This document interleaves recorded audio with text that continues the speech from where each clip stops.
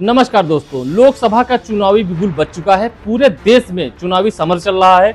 सभी प्रत्याशी अपने अपने वोटरों को लुभाने के तरह तरह के प्रयास कर रहे हैं और वहीं पे हम बात करेंगे सपा नेता से। एक सपा नेता प्रतापगढ़ के ऐसे भी हैं कि जब भी अखिलेश की सरकार रही या न रही, अगर अखिलेश प्रतापगढ़ आए तो उनके घर जरूर उनसे मिलने जाते थे, उनका हाल लेते थे। वो खुद को बताते हैं कि अखिलेश जी हमारे मित्र भी हैं, हमारे नेता भी हैं। हम उनसे बात करेंगे क्या इस बार भी उनको उतना ही सम्मान मिलेगा। क्या अखिलेश 23 तारीख को प्रतापगढ़ आ रहे हैं तो क्या उनके यहाँ जाएंगे, उनके किस तरह के संबंध हैं, वो चुनाव में इस बार क्या समाजवादी का सपोर्ट करेंगे या नहीं करेंगे, उनकी रणनीति क्या है। एसपी सिंह पटेल यहाँ से सपा के प्रत्याशी बनाए गए हैं, उनके साथ उनका किस तरह का व्यवहार चल रहा है, उनकी ट्यूनिंग कैसी है, हम बात करेंगे। समीम जी, आपका हमारे चैनल पे बहुत बहुत स्वागत है। बहुत बहुत शुक्रिया आपका महफूज साहब। आपने जो प्रश्न किया है, जहाँ तक मैं समझता हूँ कि हमारे आदरणीय राष्ट्रीय अध्यक्ष अखिलेश यादव जी मेरे मित्र तो नहीं, मेरे बड़े भाई, और मैं उनका छोटा भाई। आपने वो सम्मान हमें दिया इस पूरे प्रदेश में कि उनकी वजह से बहुत छोटे से ज़िले में जन्मे मैं मोहम्मद शमीम खान को उन्होंने एक रोशनी में ला करके रखा, उस रोशनी में ला के रखा कि इस शमीम को पूरे प्रदेश में तमाम ज़िलों में लोग जानने लगे, पहचानने लगे। और मैंने समाजवादी पार्टी का दामन उनकी उंगलियां पकड़ के सीखी और उन्होंने इसी बात के लिए हमारी हमेशा भूरी भूरी प्रशंसा की।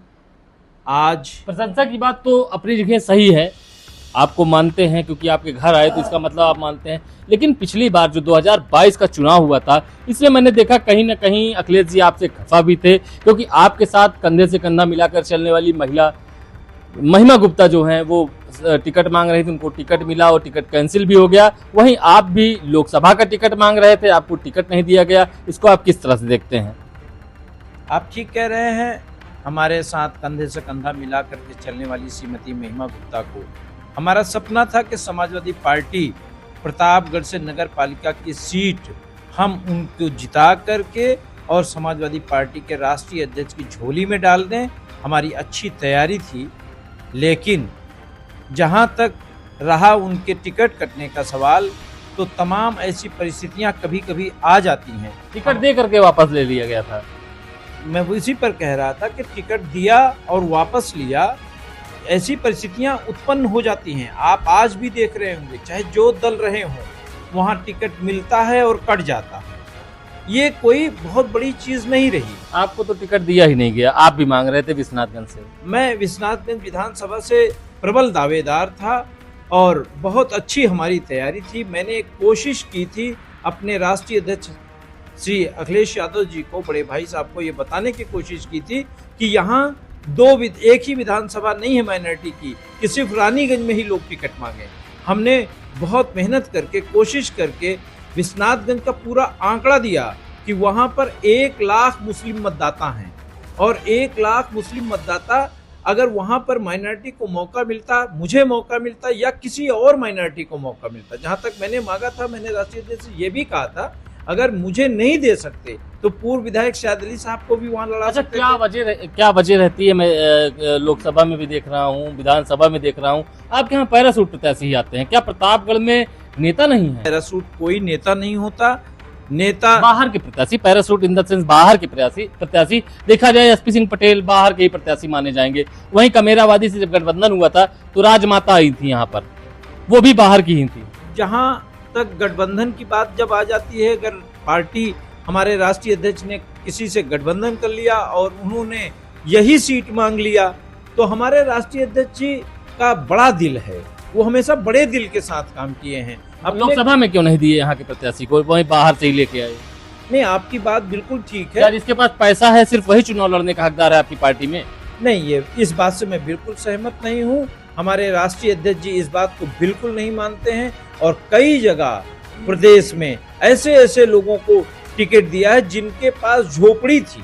आज जिस तरीके से आप देख रहे हैं मौर्य जी को, जो फूलपुर में हमारे प्रत्याशी हैं, सांसद प्रत्याशी, वो हमारी पार्टी के बहुत पुराने वर्कर हैं कोई रुपए पैसे का वहाँ बात ही नहीं है। देखिए, प्रतापगढ़ में बात की जाए भाजपा की तो उन्होंने जीतलाल पटेल को टिकट दिया, जो बेचारे साइकिल भी नहीं थी उनके पास, विधायक हैं आज। आपके यहाँ ऐसा क्यों नहीं है? नहीं, आपकी बात बिल्कुल ठीक है। हमारे राष्ट्रीय अध्यक्ष जी हम लोगों से अछूते नहीं हैं, हमको समझ रहे हैं। जब अच्छा समय आ जाएगा, उनको लगेगा कि अब शमीम को भी टिकट मिलना चाहिए, तो निश्चित रूप से मुझे टिकट मिलेगा। पैसे का कोई अर्थ नहीं निकलेगा वहां पर। और हम लोग इस बार जब लोकसभा में अपने इन्हीं प्रत्याशी को 2-2.5 लाख मतों से जिता करके भेजेंगे, तो मुझे पूरा विश्वास है कि यही राष्ट्रीय अध्यक्ष अखिलेश यादव जी यहाँ से बुला करके माइनॉरिटी के, चाहे मुझे बुलाए, कादी जिलानी साहब को बुलाएं, या किसी भी माइनॉरिटी के ऐसे लीडर को भी बुला सकते हैं जिसकी कोई पहचान ना हो। सहरे आलम भी बहुत परेशान थे। सहरे आलम साहब भी अच्छे लीडर हैं। सियाद अली जी खत्म हो गए, भी बहुत परेशान थे, इनको टिकट नहीं मिला, इनकी मृत्यु भी हो गई। आपकी बात ये ठीक है, सियाद अली साहब को अल्लाह जन्नत मगफिरत करे। आपने माइनॉरिटी की बात करें, मैं माइनॉरिटी के लोगों को गिना रहा हूँ।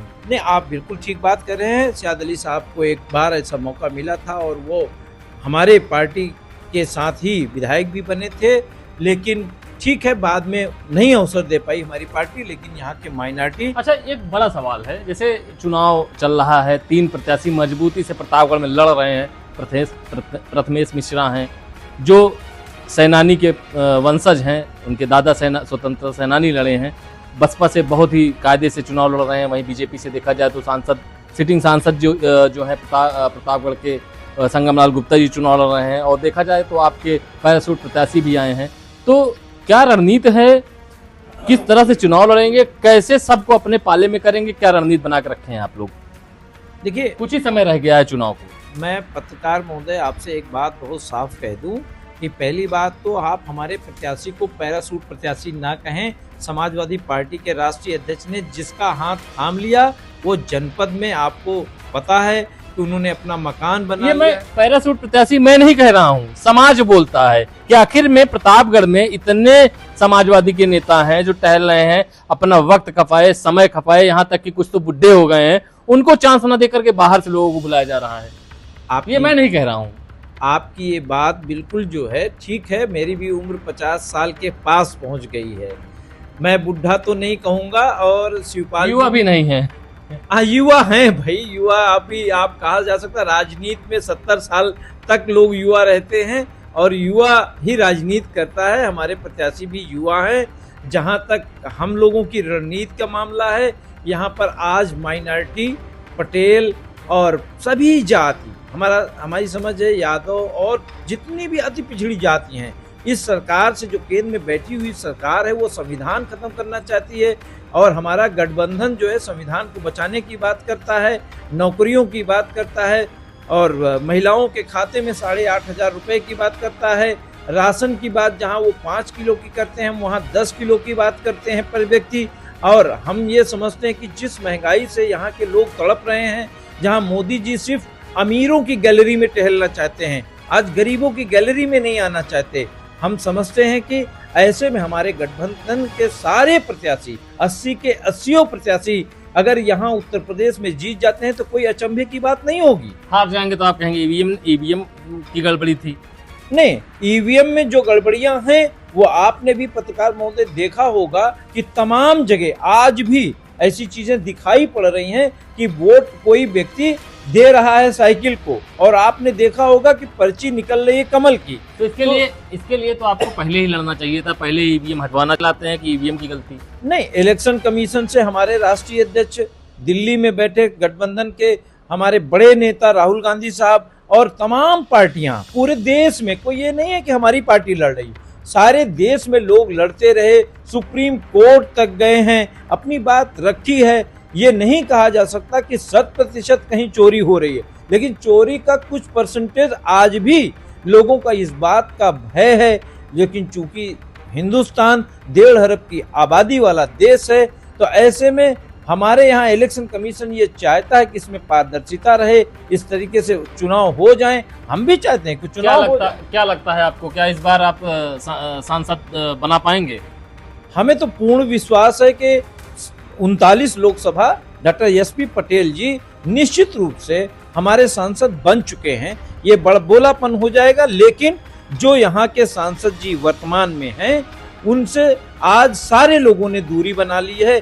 तमाम ऐसे भी दल आज हमको समर्थन दे रहे हैं, उनके राष्ट्रीय अध्यक्ष जी ऐसे समर्थन दे रहे हैं कि उन्होंने कह दिया अपने कार्यकर्ताओं से, जाइए बीजेपी को छोड़ के किसी की मदद करें। कहीं ना कहीं आप राजा भैया की बात कर रहे हैं। मैं ये बिल्कुल नहीं कहूंगा, लेकिन मैं इतना जानता हूं कि कई ऐसे दल आज प्रतापगढ़ में हमारी पार्टी की तरफ, हमारे गठबंधन की तरफ वो स्वयं को जोड़ लिए हैं। ये खुशी की बात है, ये अच्छी बात है कि बीजेपी आज डिमोरलाइज है। क्यों? क्योंकि उन्होंने झूठ बोला, इस देश के नौजवानों को छला, इस देश की बेटियों को छला, इस देश के गरीबों को छला।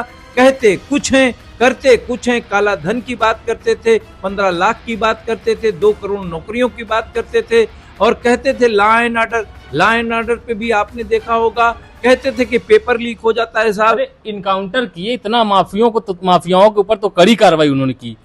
अगर माफियाओं की बात की जाए, मुकदमे की बात की जाए, तो आपका प्रत्याशी खुद 8 साल जेल काट के आया है। जहां तक मैं समझता हूं कि वो माफिया, इनको नहीं कहा जाता। माफिया ऐसे लोग होते हैं जो सत्ता के साथ बराबर माफियागिरी कर रहे हैं। आज भी आप देख रहे हैं, अभी बीजेपी के उप चीफ मिनिस्टर का, उप मुख्यमंत्री का बेटा हेलीकॉप्टर उड़ा रहा है। ये है माफियागिरी। इसको कहते हैं कि अमीर की गैलरी में कानून नहीं, गरीब की गैलरी में कानून। वो कौन सा लाइसेंस लिए हुए है, उसने कैसे हेलीकॉप्टर उड़ा दिया? ये प्रश्न है ऐसे लोगों पर, बीजेपी के ऐसे लीडर्स पर। और जहां तक परिवार की बात करने लगते हैं, परिवारवाद इनसे ज्यादा, बीजेपी से ज्यादा मैंने तो कभी कहीं देखा ही नहीं। चाहे वो राजनाथ सिंह के बेटे का मामला हो, चाहे तमाम और लोगों का मामला रहा हो। ठीक है, ये रहे हमारे साथ वरिष्ठ नेता मोहम्मद शमीम खान, जिनका कहना है कि अब की बार यशस्वी सिंह पटेल को सांसद भवन भेज के रहेंगे। और इनका ये भी दावा है कि कहीं ना कहीं जो हमारे सांसद हैं ये बाहर के रहने वाले नहीं हैं, ये यहीं के रहने वाले हैं। फिलहाल ये तो आने वाला वक्त ही तय करेगा कि किसके सर होगा ताज। देखते रहिए और भी खबरें, और भी लोगों से हम जुड़ेंगे और जानेंगे राजनीति में क्या चल रहा है। महफूज